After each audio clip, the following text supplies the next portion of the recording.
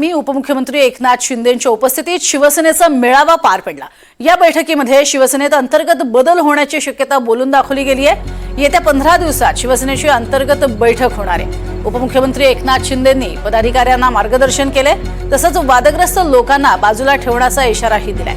तसंच शिवसेना पक्ष एका ॲपची निर्मिती करणार आहे। महापालिका निवडणुकीच्या पार्श्वभूमीवर ही तयारी असल्याचं बोललं जात आहे।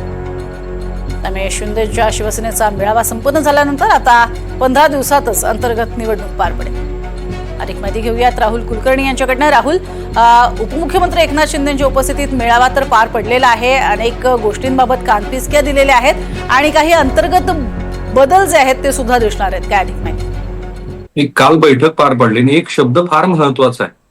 कमी काळामध्ये आपल्या पक्षाला यश मिळालेलं आहे आणि म्हणून आपल्याला अडचणीत आणण्याचे प्रयत्न सुरू आहेत। आता हा काही मित्र पक्षासाठीचा भाग आहे का, जे विरोधी पक्ष त्यांच्यावरती टीका करतात, स्पेशली उद्धव ठाकरे त्यांच्यासाठीच आहे।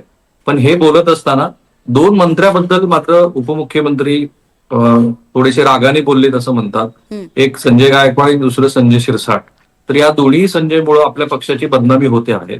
त्यामुळे विचार करा, नीट वागा आणि अशी कोणतीही कृती करू नका की ज्यामुळे आपल्या पक्षाच्या पुढच्या वाटचालीला अडचणी होती। पण पुढे ते असंही म्हणाले की मला अशी कृती करायची नाहीये की तुम्ही सगळे माझे आहात, माझ्या कुटुंबातले सदस्य आहात, की तुमच्या विरोधामध्ये मला काहीतरी करावं लागेल। बघा, एकनाथ शिंदे हे काही असं नेतृत्व नाहीये की जे काहीतरी त्यांच्याकडे ठाकरे ब्रँड आहे किंवा भाजपसारखी वैचारिक काही बैठक आहे। त्यांच्याबरोबर आलेले सगळे लोक हे एका विशिष्ट हेतूनं आलेले आहेत आणि त्याच्यामध्ये एकनाथ शिंदे यांचा उदारपणा जास्त कारणीभूत आहे।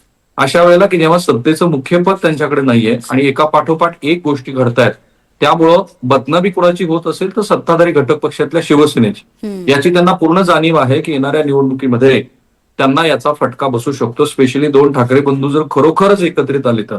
आणि दुसरा भाग असा आहे की 2029 मध्ये आत्ताचे जे विद्यमान भारतीय जनता पार्टीचे प्रदेशाध्यक्ष आहेत रवींद्र चव्हाण यांनी 3 ठिकाणी असं म्हटलेलं आहे की त्यांची स्पर्धा ही त्यांच्या मित्रपक्षाबरोबर आहे। बरं, ते शत्रू हा शब्द वापरत नाहीत, प्रतिस्पर्धी वापरतात। एकनाथ शिंदे यांच्यासारखा राजकारणातला मातब्बर मुरब्बी नेता यांना याचा अर्थ काय होतं हे सगळं कळतं। त्यामुळे 2029ला जर भारतीय जनता पार्टीने स्वबळावरती लढायचं ठरलं तर अशा वेळेला पक्षाची वाटचाल ही सुरळीत राहावी, यासाठी ते असं म्हणतायत की तुमचे वाद टाळा, तुम्ही अशी कृती करू नका की ज्यामुळे पक्षाची बदनामी होईल। परंतु मला त्यांच्या बोलण्यातला मधला अर्थ बराच कळतो आहे, तो स्वपक्षाबरोबरच आपल्या मित्र पक्षांना सुद्धा सूचित करणार आहे की आमची बदनामी होते आहे।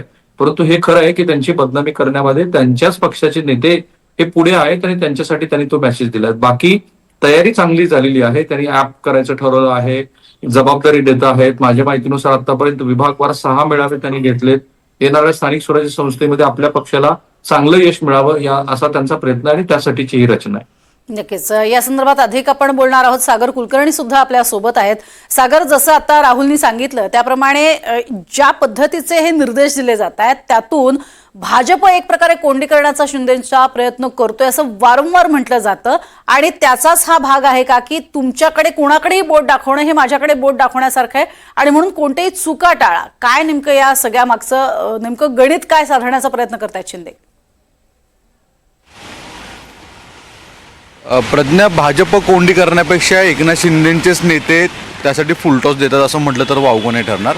वास्तविकतेत त्यांच्या सार्वजनिक जीवनातल्या ज्या कृती आहेत आणि त्याचे उमटणारे पडसाद हे स्पष्ट आहेत की कुठे ना कुठेतरी एकनाथ शिंदेंसाठी अडचणी वाढत आहेत आणि यामुळेच एकनाथ शिंदेंची भाषा आता अखेर त्यांच्याच नेत्यांच्या विरोधात आक्रमक होताना दिसतीये।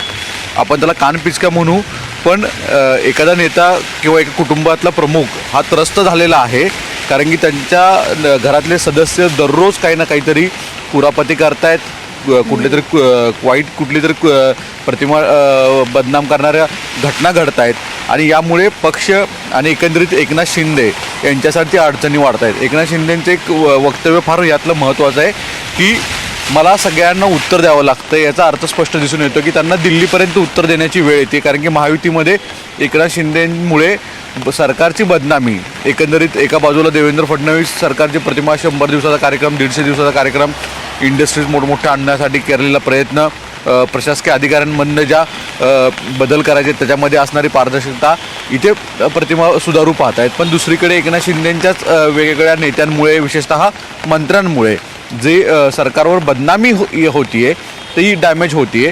त्याच्यामुळे एकनाथ शिंदेंना सुद्धा दिल्लीतनं विचारणा कदाचित झाली असावी यामुळे शिंदेंना कुठे ना कुठेतरी आता शेवटी अखेर त्यांच्याच जे आमदार आहेत की त्यांना अनेक वर्ष म्हणजे गेले 2.5-3 वर्ष अनेक त्यांच्या चुका पदरात पाडून घेतलेल्या आहेत एकनाथ शिंदेंनी, पण आता उघड जाहीररित्या त्यांना सुद्धा सज्जर दम देण्याची वेळ आलेली दिसून येते. यावरच एकनाथ शिंदेंची एक हतबलता आणि दुसरीकडे झालेली राजकीय कोंडी ही दिसून येते.